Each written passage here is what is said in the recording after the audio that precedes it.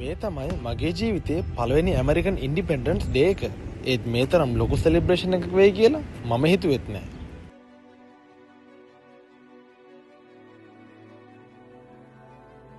ජුලයි 4 වෙනි නිදහස් දිනය ඇවිල්ලා ඇමරිකාවේ 250 වෙනි සංවත්සරේ. ඉතින් මේක මගේ පළවෙනි පාර.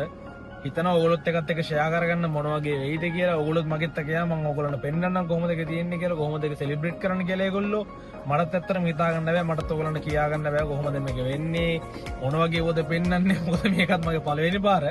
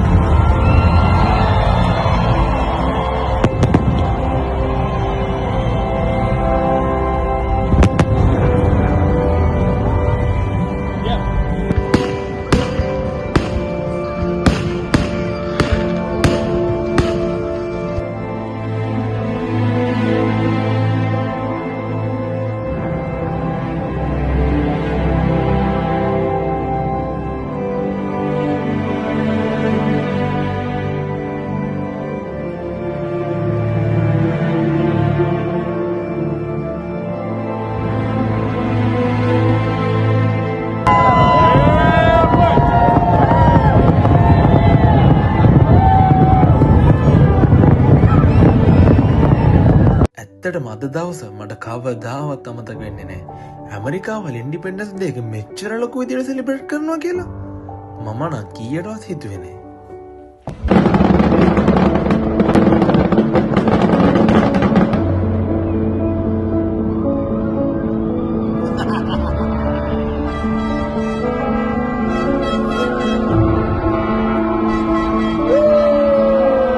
ඉතින් ගයිස් ඔන්න ඔහොම තමයි අපේ 250 වෙනි ඇමරිකාවේ නිදහස් සංවත්සරේ ඉවරුනේ. ඉතින් මේකෙන් ඉවර වෙන්නේ නැහැ.